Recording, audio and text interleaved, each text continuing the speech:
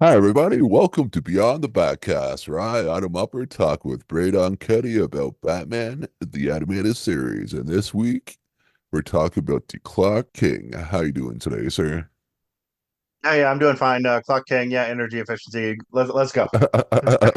I, I know. I swear, this wasn't planned. That like this week is like I'm actually late to the recording due to No, I technical was gonna put issues. that bit in whether we were like time crunched or not. But yeah, I was just saying, I was gonna apologize to you because I had my mic, my boom mic arm went on me. But anyway, that's behind the scenes things that nobody needs to know about. So, but yes, as I said, this week we are talking about the Clock King episode. Well, the first one at least, which has the Clock King in it, and is also called and entitled The Clock King. So the production number is at 25, but the air order is number 14, making it September 21st. So we're back in September of 1992. So yeah, so for me, first month of like grade eight, and you're like what, like two, We little like guy. you're like 2 minutes old at this point. Yeah, pretty much. So yeah, so I think I might have to drop this stick because it's getting old fast. Yeah, because we're both I'm old enough to remember 1992, but not enough to remember any sort of details. Fit in Uh, Adam's arms. So yeah, so this started off with like him like getting on the subway, and then which made me think of like the TTC in Toronto because they looked fairly similar. I guess like all subways, I guess. Well, there's not much difference in looking, yeah, but just like with it being like all dirty and run down, and just like the only thing is though you don't really see as much graffiti on the streetcar on the subway cars than you do like on like train stuff. So as much as really that I've noticed at least. But I guess I take well, I guess I was gonna say I take line one more, but for the last while I've been getting on a Castle Frank, so I've been taking line two. So if any of the S3 cars would have graffiti on them, I would think it'd be like the line two, like the ghetto like line two cars and the line one ones, I think. So, but yeah, I haven't really noticed as much graffiti on them as was on these ones, or you would think with how fucking ghetto those ones are, because those are like the old like 1980s art cars, which you can tell if you've ever if anybody's ever taken the line two streetcars in Toronto. Yeah, Lime 2 is my But route I to think, college. oh really? Yeah. So that's Yeah, yeah, there it was lots of was. graffiti. Yeah, so I guess I guess I'm just new to line two, so I guess I haven't seen as much of it. Yeah, this is our introduction to Temple Fugit, who will, in a matter of minutes, become the Clock King. So, first impressions I wanted to ask you about. What were your thoughts of Clock King when you were watching this as a kid? Like as a kid, like I thought he was like a lot smarter than what he seemed to be like now. So like yeah, so I was like, oh yeah, this is that. Of course, this guy's going to be a good foil for Batman because he's smart and stuff. Good, and so going with that aspect of Batman, so just doing with like the punchy, kicky stuff. So, but now, yeah, I'm just thinking like this guy's just fucking like highly autistic, or just like like, Oh yeah. No, with like all the I'm on the spectrum myself. yeah, I don't yeah, know if yeah, I've yeah, ever yeah, shared that yeah, with you, yeah, but yeah, yeah. like But this dude yeah, is there's screaming like full on, Asperger's. like full on, yeah, not just like the slight stuff or whatever. Like not that anything's like slight, but like in the, I guess with the spectrum and stuff, yeah, it's not like Yeah. This is more or less what happens if Sheldon Cooper becomes like a Bond villain. yeah, he's like 1 or 2 degrees off of Sheldon. Yeah, like in the if you had like that photo thing was like you see a person it like slightly changes, but by the way, and it's like somebody different. Yeah, he's like one photo away from like Sheldon, or two at most. Yeah. Clock King never really resonated with me when I was a kid watching this. Now that I'm watching this again, I kind of dig him because the whole thing in the Batman community, the recurring joke is that Batman can beat anybody with prep time. Well, Clock Yeah. King is the one villain who can beat Batman in terms of prep time because this guy has everything like this dude's power is micromanaging. Yeah, yeah, I get, or I guess his superpower is prep time. Yeah, yeah, I guess to skip to the end. Yeah, I guess he does that, but I guess we'll wait till that. Yeah. So, but I know, and I was okay. Another thing, I guess we'll wait till I was going to jump ahead again. Yeah, but yeah. So he like when he gets on the subway, does he like starts talking to like the mayor like right away?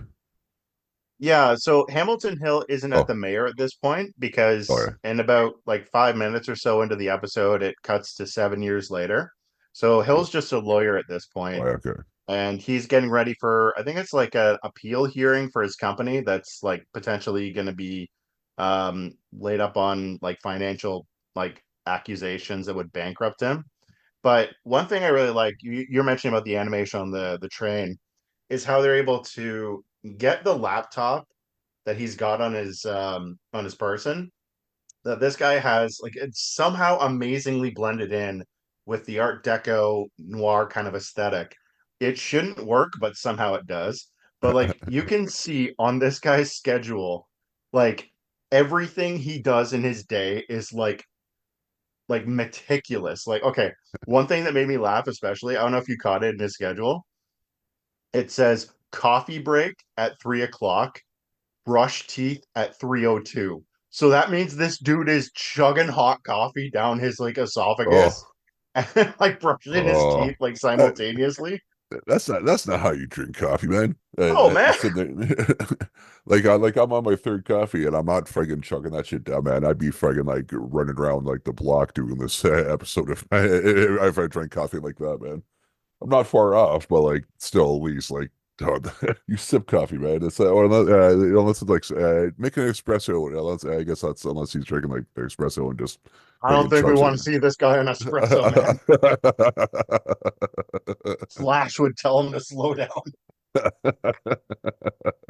Yeah, but he's talking to Hamilton Hill, and Hill's like, I'm a lawyer, so let me give you a little bit of advice. He literally says you're way too wound up. So like do something outside of your schedule, like loosen up. He says, you have your coffee break at 3 o'clock. Why don't you take it at 3:15 and get out of the office? Which is, fair advice. But you see like the beginnings of this guy's, like, for lack of a better expression, unwinding, when he looks like he'll might as well have asked him to like amputate his own arm. He's like, I can't do that. Like my schedule. He's like, dude, like Okay, relax. Like, does not compute. I know, just yeah. saying, like, yeah, I was saying, like, with, as we said before, with like the censors and stuff, I was thinking, like, if this was like a Law and Order or a CSI show, like, he would just told them to go get laid. Like, dude, Oh come on, you my know, gosh. Could you imagine this guy like with his yeah, wife? Holy always, crap. all friggin' or like micromanaging friggin' like the whole like routine, like 2 minutes, 2 minutes of foreplay, you know, or I say like 2 minutes of kissing, like 30 seconds of boobs, 30 seconds of butt touching, you know, 3 minutes missionary, 2 minutes doggy, 30 seconds orgasm. Oh, Now we that have was a some bad peek into sex. Clock King's sex life. Oh my gosh. Excuse me while I go vomit in the corner. Sorry everybody for giving them that that bad mental and going into detail. But that's the way. That's like with you I saying shit, know, and I know. that's exactly what it'd be like. Oh, dude, if this guy doesn't schedule his own bowel movements, like, Well, yeah, yeah, that's probably why. That's probably part of the reason why he was that. Why he was throwing off his like coffee break at 3 o'clock is like yeah, because probably like at 3:15 is when his bowel movements go to kick in. So that's so he was doing that every day. Let's go through everything off, and he probably has everything timed around there, and he probably he's doesn't like want looking at he his probably telling pocket us about. watch while he's at the urinal. But yeah, he takes Hill up on his advice later on during the day when he's in the office. Like, okay, so this is one thing I wanted to ask you, because like I think most of the people who are listening to this are in the working world like us. Have you ever worked for a micromanager?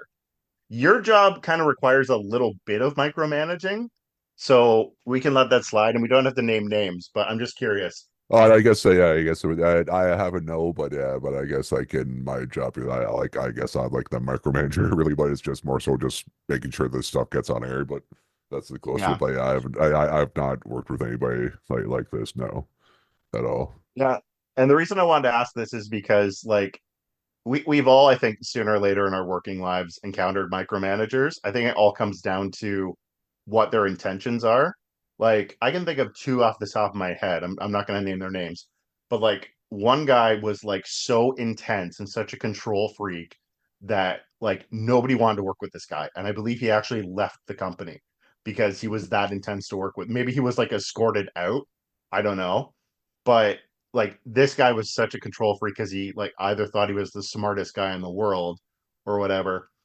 Or just Now had to the be other side of that coin, just had to be his way. oh, absolutely. Other side of that coin is I've worked with a guy who he's actually got a good heart and he works hard, but he's a little bit of a micromanager in himself and kind of his expectations of other people to the point where like we as coworkers have said like, dude, you need to like actually breathe. Like we can tell you want to do the job well, but like you are going to like have a nervous breakdown or an ulcer, which leads me to some life advice for the listeners. You know who micromanagers hate working for? Micromanagers.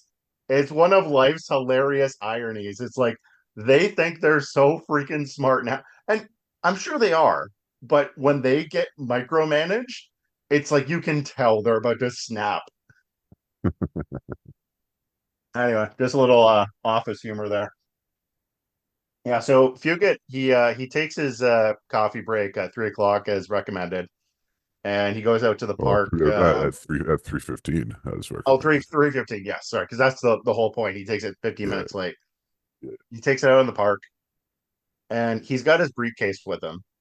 And one of the kids playing like dodgeball or something accidentally hits his briefcase. The papers go flying, and he's like getting like all trying to catch them all, and they end up like going into the fountain. He's freaking out. So, correct if I'm wrong. When he was at the office, he had a guy making copies of his documents, right? The guy that had like the Jimmy Olsen vibes. Yeah, Yeah. yeah, yeah. Why not just go back to the office and get the original, like the originals, or get more copies? Well, he's. I guess I would thought that too, but I guess I took it as he probably just had to go like right there and like. You see, remember that fucking stack that he had too? And he said Oh like yeah, each one takes like a minute and like 26 seconds or whatever too. So if trying to do, like granted he had like a lesser stack, so I guess he might have had to like go through it and fucking do that. So I would have, but yeah, that would have made sense without all that stuff. But no, but that's how I took that, I guess. I just thought of that scene in Seinfeld where like Jerry's got his like lady that George is like trying to hook him up with to like, keep him from getting audited, and when she like has like a mental breakdown, kind of like Fugit in a couple minutes, she like says, "Oh, I threw all your papers into the ocean, but don't worry, I'm sure you got copies." What copies? There's no copies. Who makes copies? It's been a while since I watched Seinfeld. I watched it like in its initial run, but haven't gone back. So I probably watched that episode, but It's one of my favorites. Yeah, Hill, he or sorry, Hill, Fugit, pardon me. He's gathering all the wet papers and he's running to the courthouse soaking wet. And because he's late, the judge is like, your client, he says to the lawyer, your client failed to appear. So, like we're gonna have to like sentence you to like a fine of like in the millions. And Fugit's freaking out because he's like, that's gonna bankrupt me. He's like, well, then you should learn to be on time for once in your life. And that's what just makes this guy's head explode. I'm making a meme out of that guy's facial reaction because it's friggin' priceless. Kudos to yeah, the animators. yeah. Well, wasn't that? Did you think in that scene too that kind of played like it was like he was in a dream, almost like I had to like go back and like make sure he didn't like fall asleep and like that's why he was thinking that was happening. But it was like yeah, that was the actual scene and that played out in court. So I was like, oh, so there was good animation, but it was I thought it was weird. I said like looked a little too much like a dream sequence that made me think I missed something Yeah, some of the animation and even like the sounds like and that. like the Yeah, stuff like are that, like very like echoey. yeah, like that angles and stuff that they use in the and stuff. So it was, I guess like I was almost said like filmed, but like I guess like the shot setups and stuff. Yeah, Yeah. I would say that this is probably Fugate's like recollection to his therapist of the moment his mind broke, Yeah, but we yeah. know one, because he's a supervillain, he wouldn't go to therapy, and two, Fugate would just be thinking, I'm wasting an hour of my life talking about my mental feelings. So yeah, we cut then to 7 years later, where Bruce Wayne and Alfred are stuck in gridlock behind the mayor's, I guess, like convoy, and that's when all the traffic lights start going off. Yeah. And yeah, so then it cuts to this was Before, interesting. yeah, I did Yes, like a bit like when Alfred was talking to Bruce in the back of the car, where he's reading the newspaper. Did you notice like the back page? I didn't know. That it was like I can't remember. Like, I didn't write down the name, but it was like blah blah blah's cat was saved. So I was like, so I guess like Catwoman's just like out in the boat, like doing like on the prowl, like doing some cat burglaring, and like say someone's cat. Like in the meantime, is how I took that. Fair Unless enough. like when that, so unless she doesn't have like a score to do, she's out like saving cats maybe. But I think it was probably like on the way, and she like saw a missing cat and like just took it back. It was like caught up at like a high ledge or something like that, and she was like some like tall building and caught there somehow or something. And she's like, "Oh, Kitty City," with then she like saw the tag and brought it back. He's like, "You're a pet owner," smack, and then like went back and stole some like diamonds or some shit. Oh, she ain't smacking them. She's slashing their Well, oh face yeah, open with well, yeah, oh, a yeah, like one with the slap and has the claws and like it's like a slap, a slap and scratch. yeah. I didn't catch that, but no, that's a good eye. So that's where yeah, the lights in the traffic intersection start going off and all these cars are crashing into each other. So this is where I wonder, okay, like I know Bruce is like, the world's greatest detective, like that's one of his many monikers as Batman. Yeah, But the fact that he figured it out pretty quickly before that de-elect Mayor Hill banner hit the like side of the building, he figures it out pretty dang quickly that this is to get at Hamilton Hill. Like it's very much jumping. It's jumped to the right conclusion, but it's like, okay, that's a shot in the dark that you happen to get a bullseye on. I know Batman, but well, with like if like in that situation, you're in Gotham City, you're Batman. All the lights happen just to go on the fritz, and like the next block, like the small, not city block, the next like small block down is the mayor is setting up. Batman can do basic math. He can put two together pretty fast. So like I don't think like if it was like Toronto, yeah, maybe it'd be like, I wonder what's going on. It'd take like a minute to be like, oh, okay, yeah, maybe it's this. But like Gotham City, like something like this is going on. Of course, it's like a mid-level villain or up is something's going on. fair enough. But yeah, his nose is pointed in the right direction when he's looking up after that banner unfurls. That's like pretty much like a cartoonish lampooning of Mayor Hill, saying Yeah. that like it's time for a change, pun very much intended. And he looks up, sees this figure on the rooftop, and he runs up, manages to change to the Batman costume on his way up, and that's where we see Temple Fugate as the Clock King. So, what did you think of the Clock King's design? Because even Bruce Timm didn't really like this design personally. Well, like that. I'm glad they didn't go with the rapper guy. Oh, Flava Right. Flav. Yeah, they are. Yeah, so it's either they like glasses with men and head an hour live line, or you're going the Flavor Flav thing with a fucking Oh clock my gosh. a clock necklace. Like what other designs do they have to be like, hey, this guy's thing is like time and clocks, really? Yeah, like it's really one or the other. Because if you have like a third design that you can think of, I would like to hear it because I'm sure that would probably be better than both. But like out of the two, I like this because you can't go wrong with a suit and then then having those like glasses with that. Like No, man, that's it, kind of what the Flava Flav talking. Adam, you magnificent genius. right How did I not like think of right that? like there's what you got two designs for the Clock King. Like that's it. Yeah. Like right? There's no else. Yeah, there's no else you can go with it. Oh man. I mean, So I was saying to Adam earlier, like I was trying to figure out how to distinct like Fugit's voice from the Sewer King because they're pretty on par, at least coming out of my mouth. But now I know what I'm doing. I'm leaning in the Flava Flav direction. so That yeah, I'm is just our glad they. Shrek Morrison. I was glad they didn't put like Fedora on him.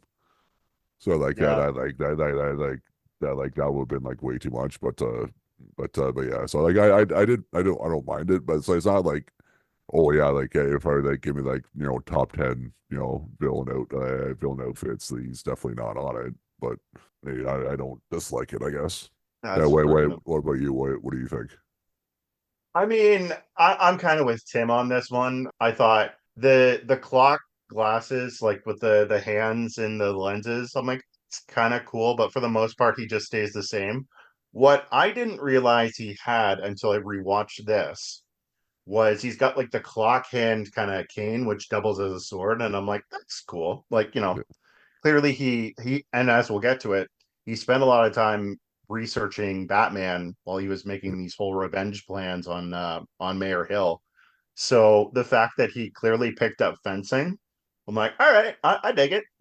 Yeah, he definitely did like that Taskmaster thing with that. Yeah, he like learned all his moves from like Well, Marvel. But yeah, just looking back at yeah, like Clock King's thing. Yeah, like they could have given him like a better suit, but like yeah, I'm looking at it. Yeah, I guess he has like a bowler, but I guess that's bowler's like marginally better than it was better than a fedora because fedoras have like a bad rap to them, but which I kind of get. Yeah, but every so yeah. often I thought about getting it because I have like I own a top hat, so I was thinking every so often I thought about getting a bowler, but I don't think I'd be able to pull a bowler off. I don't think. I think you could pull it off. You're a man of many hats. So Batman, he's confronting Clock King, Oh, yeah, so and before we gotta move on to like other thing, like how do you think he got that fucking huge ass banner out there without somebody or Batman noticing? Do you like rent out one of that's a the good point. did he rent out one of the blimps for a minute just to be like, hey, put float this up here and while I set this up and while you're doing your patrols? He probably knows like the exact moment that like the blimps are parked, and like that's when he makes his move as to how to get everything ready so that he can do it and not get caught. Because like that's the thing, is like he's an efficiencies expert, but he clearly knows enough about like the city's infrastructure, which is one of the things that I really appreciated here. I don't know if you got this similarity, but when I was rewatching this is very much similar to the Joker's kind of plan in The Dark Knight, in how he's like figured out like the entire infrastructure of Gotham and how to stay one step ahead of Batman, even to the point where when he's caught in the precinct, he knows when to get Batman on the other side of town while he's like planning his escape out of there. It was Yeah, really cool. Like this is a guy who like you could tell like as he's even if he's sitting in a jail cell, he's probably thinking of like 50 different ways that he can get out. yeah, as you said, like villain actually did their own prep time or had their own prep Oh time man, beforehand. can you imagine Clock King sitting at like a like meeting with all the Gotham supervillains and telling them how like they're like wasting their own time? It's like, no, you don't kill Batman like this is how you do it. And the Joker's just like sitting there like rocking back and forth, like, I'm gonna kill you so painfully, you have no idea what's coming to you. So yeah, they got them fighting on the rooftop. Fugit is one step ahead of Batman because he says like something you should know: the 9:15 train is always 6 minutes early. Tumbles backwards off the roof and lands on a train that's like just happening to be Yeah, passing by underneath. I'm like, yeah. all right, for villain intros, I dig it.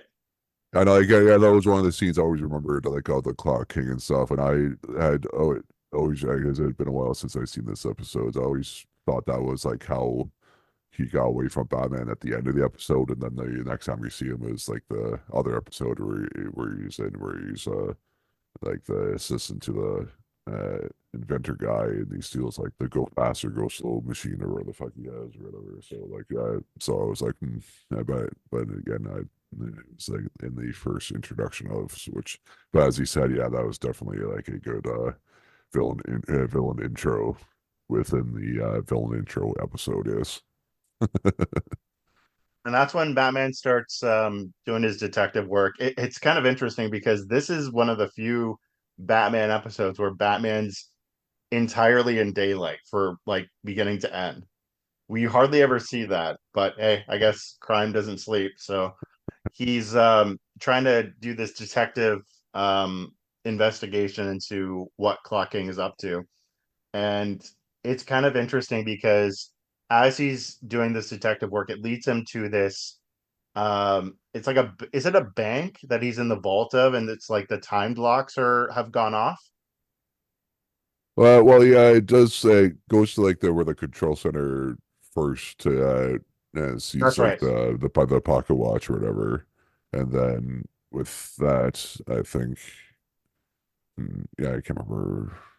Does he go to that the bank like right away, or is that, or I think later, or I think he leads him like clocking like his plan is to lead him there. I think right, but I can't remember how it was that like right after or not. Yeah, he goes to when a few gets old like businesses, which is ironically enough a clock shop. And Oh yeah, that's right. That's right. yeah, that's where he finds this information on like the times detonator on one of his bombs.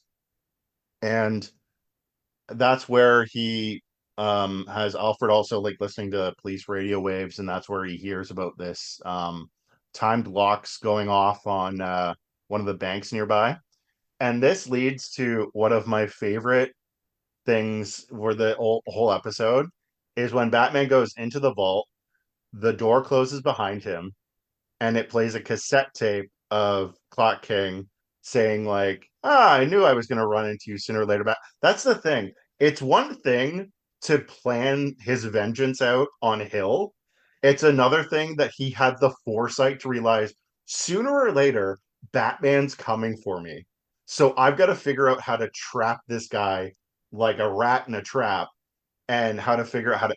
And the best part is when every single time Batman reaches for something, he's like, "Oh, I bet you're reaching for your utility belt right now. Are you going for the grappling gun? Yeah, I thought of that, and that's just how I counter moved it. Oh, I bet you're going for your aerosol, like or the uh, what do you call it? The Or welding thing to get through the torch, yeah, because the it was blowtorch. 15 That's what it minutes. was. Yeah, there was yeah, because there was the timer was for 15 minutes, and he's like, yeah, if you get go easy or whatever, like the name of it was, it's like it's it'll take which is like it'll take you 17 minutes to get through the whatever like the whatever the door is made of or whatever, so that won't work. But you would think that like enough times that like Batman would have like a couple like small like canisters of like oxygen just in case for they have like one of those breathers and just be like give himself like a couple more minutes of air for Well, like because something like this. that's just it. Because he realizes like the only way that he can trap Batman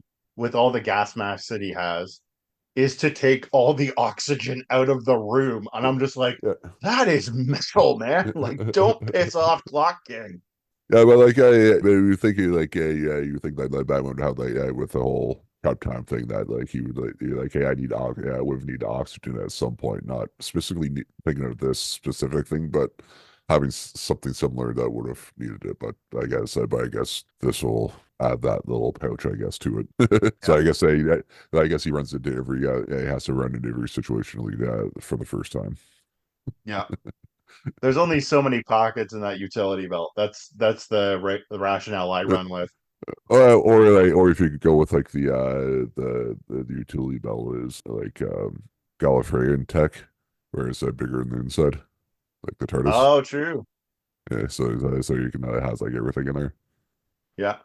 He's just got like just empty pockets in the belt that's just pure oxygen. He's just huffing it like, or, yeah, oh, that's good stuff. or yeah, it just has like a little mask like connected to it, so it's just like kind of like similar to Cyclops' like eyes are like a portal to a different dimension that's just like concussive blast. It's like just like a dimension of like just oxygen. so you can just Oh yeah. breathe infinitely. It's like, Well, the thing that's got to be going through Batman's head is every single time he reaches for something, and Fuga's just like, "I you try that," and Batman's got to be going, "Damn it!" And he's like, "And I knew you'd try this too. Damn it!" He's just so pissed off because Clock King keeps outsmarting him. so with that, like it eventually like rigs it. So yeah, how would he rig up rope and pulley system? And where do you get the sandbags? The Wait, sandbags, I don't know. or The is it rope and or is the sandbags like money bags? Do you think like sacks of oh, that's coins? true. Yeah, he could have been using them like the safe deposit Yeah, boxes, yeah. but what And, their and, bags be doing in the and, safe and, deposit, I don't and know. and, like speaking of just the point of that, that was like one thing that I liked in the Sam Raimi Spider-Man 2 when when Aunt May and Peter are at the bank where she's like getting I think she's taking her ring out of the safety deposit box to get for or something like that, or she's taking something Something out like of the that, yeah. safety deposit box in there, and that's when Doc Ock attacks a bank to try and get some money for to fund whatever the fuck he's doing in that movie. And so like obviously he's like attack. So obviously like Peter's he turns his runs away, turns changes into Spider-Man, and like Doc Ock starts chucking like bags of coins at him that had like the money sign on it, and that was Did like it the only have the time. money Yeah, sign? yeah, oh, or they either use the money or the cent sign on it. Yeah, but there Okay. was like yeah, so he's like fucking chucking bags of coins at him or bags of money at him. So I was like, that's the fucking best. Like I like that little fucking extra touch because that's what you see in like comic books and cartoons and stuff, but you never Oh, see that real. 100%. Yeah, so you never see that in real life. Sorry, that is, from what I recall, that's like the only time I've ever seen that in like a live action movie. So that was like a nice touch. So that's it made It's me think right about out of a kid's imagination. I love that scene. it. So yeah, as for the pulley thing, the only thing I can think of is that he used the cassette tape because remember, Well, I guess that's that's right. That's right. He yeah. did do that. Yeah. So I was gonna say that another thing is that's you can tell this is like made in a time where like cassette tapes were like king because I think '92 is like I think CDs were probably just starting to become popular at that point or just starting to flood the market at this point. I think or fairly Yeah, close. Yes. I'm at that old where I remember when CDs like became popular. yeah. So I think that's how we got the system. But I Yeah, love the animation there where he's like slowly like drawing it on him, and like you see yeah. it going in and out of focus. The animation in this episode slaps, man. Like it is so good.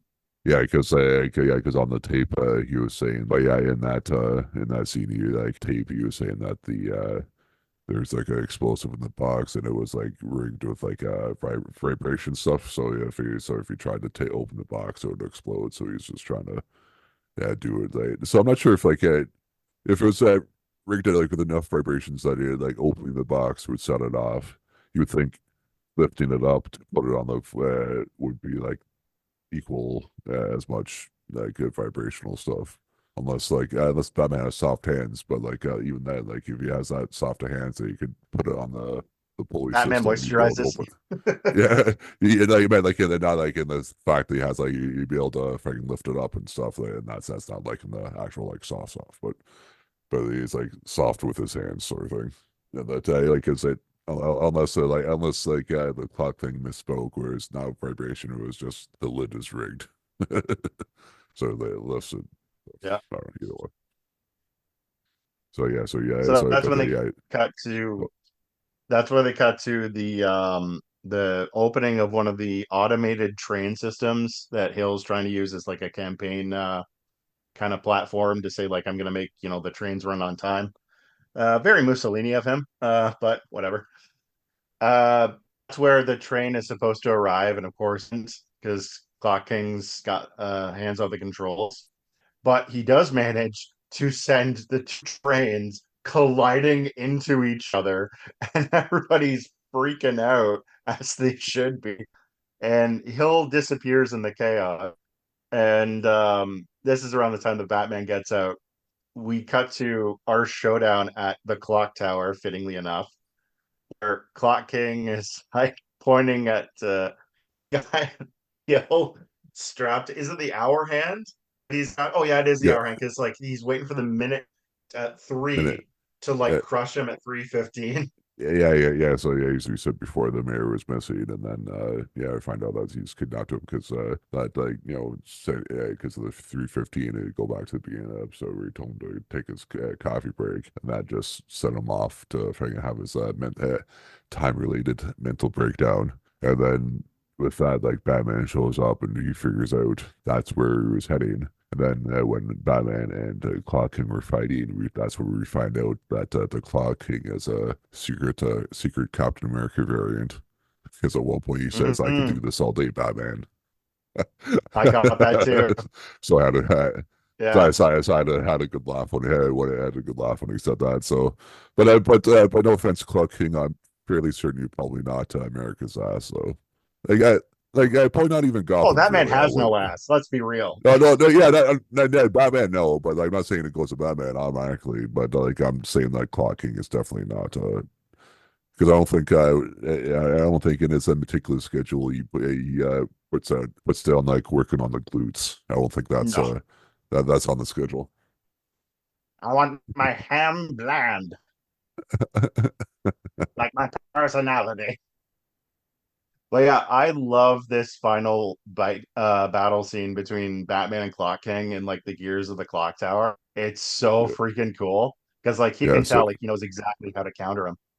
yeah, because you see like there's like the two doors that going into like the inner workings of the Batman's in the lower one, and he comes up the other one, so he jumps on a couple of the gears to lower himself down to the lower level, and then as they're fighting, he says like, "I can do this all day, Batman," and then he's like, "Hey, I know it takes you." 0.2 seconds to do that, to do this, 0.3 seconds to do that, and all this stuff. So they're fighting, and then he's like, yeah, but it takes me like shorter time to do this. So you like fakes a kick, you get it, and then like Clock King goes does a little fucking like jabby motion with his sword, and that gets caught in the clock. So you can learn somebody else's moves and be able to know that, but you still need to learn how to fight as a whole. And you like, and the whole thing was like Mhm. you using your surroundings, which Batman obviously knows how to do because he had all the different different trainings and fighting, I guess, imagine. So I imagine at least when one of those things is probably like, hey, learn to fight with using your surroundings, because I imagine that would probably help if you're fighting like multiple people at once, or if you're like in different scenarios and that's all you got, sort of thing. Can you imagine like friggin' Clock King studying jujitsu, man? And like the entire time his like sensei is trying to teach him how to like throw a punch. He's just like, you could have done that 2 seconds faster, or you could have done this kick like 5 seconds faster. And the sensei's just like, shut up, shut up, shut up. I had a schedule 7 minutes for me to learn this move, man. It's taken nine. Like, come on, like what's going on? You owe me exactly $5 worth of a refund on this because 5 minutes of my time was wasted. The guy's just like, I am going to teach you the means of the blade, but you're going to learn a whole different way. And But I then love when they're go doing ahead. that final fight and then like clocking is like jumping on the gears when like the gears are starting to like, go haywire. And he's just like, you should know I always make time for an escape. Cut to immediately one of the gears crashing right on him. Like he's not dead. He's gonna show up right back. But that was hysterical, man. Yeah, and then coincidentally, like we cut to outside, and that him destroying the innards of the clock coincidentally stops the clock from crushing Mayor Hill. So like, or does that just barely, as cartoons tend to do. Mm-hmm. Do you think that Batman planned that? Like if we like cut to like the thing, like so maybe like that was probably like the end result is probably to try and stop the clock, but yeah, Mm-hmm. within the fight, he was yeah. But I imagine like once he started using the sword, it was probably was like, hey, I can probably get him to do this, yeah, because Yeah. as I said, he was using the Taskmaster esque approach to his advantage. So as I said, yeah, learning a couple moves and knowing how to fight are two different things, I think. Yeah, So yeah, Batman's so definitely knows his prep time, but he also knows how to stay present and, like yeah, as I improvise. said, as I said, yeah, he actually learned how to fight instead of just learning the moves or whatever, or learning somebody else's moves, knowing how to Yeah. counter them. Yeah. Yeah. What happens if Batman just whips out a gun and then Clock King's like, "Oh, I didn't see that coming." He's not even gonna shoot him. He's just like, "I'm just using this as a scare tactic." Yeah, because I think even with that, when they were saying that the his body wasn't found, Gordon presumes that he's dead and whatnot, and then Batman says, "Yeah, he's learned all my tricks and whatnot. I wouldn't be surprised if that was one of the tricks that he picked up on was kind of disappear or whatever." And so he's like, "I wouldn't be surprised if he shows up later." And then spoiler alert, if you don't know the show, he does show up again at one point. Yeah. But we've already mentioned Batman says it's that, yeah. only a matter of time before he shows back up, which I'm like, wah, wah. So what would you give this episode out of five clocks, I guess? I'm gonna give it 4 out of 5 clocks. I really enjoy this episode more as an adult because I feel like I understand a little bit more of like Clock King's methodology. When I Yeah, watched Clock King as a kid, quite frankly, he was boring to me because so much yeah, of the information he was talking about was going over my head. And he yeah. was a little bland in terms of design, but I think I get a better understanding of him now. But yeah, I could see kids watching this and being a little bored themselves. But otherwise, really well written episode, and it's a interesting nemesis against Batman who knows how to stay one step ahead of him. Yeah, I think I give this 4 out of 5 clocks as well. Yeah, 'cause it's a very good villain intro and whatnot and stuff. So like, do you know if that is the Clock King like from the comics or is this like a show specific villain? Not just is he from the comics, he was in the 1960s Adam West show. Oh, really? Nice. Yeah. Oh yeah, because I guess that would be good for that show because he's not like a powers based villain, so that would work, and it's a stupid enough gag that you could probably have fun with it in that show. Oh yeah. So They I have guess some like fun with him. I mean I really need to fucking actually give that show a shot and actually see if I see if I can make it through an episode because I still haven't watched that show at all, surprisingly enough. So maybe so maybe like a bonus episode like when we're done going through this entire show, like we can do that and like we can like do like a commentary track in the first episode and see if I actually like it and see if that'll You push me might to say that actually. Adam has to find the time to do it. I'll see myself out. Right. Hey, so any last words on this episode? It's only a matter of time before we got to this clocking episode. Time, never enough time.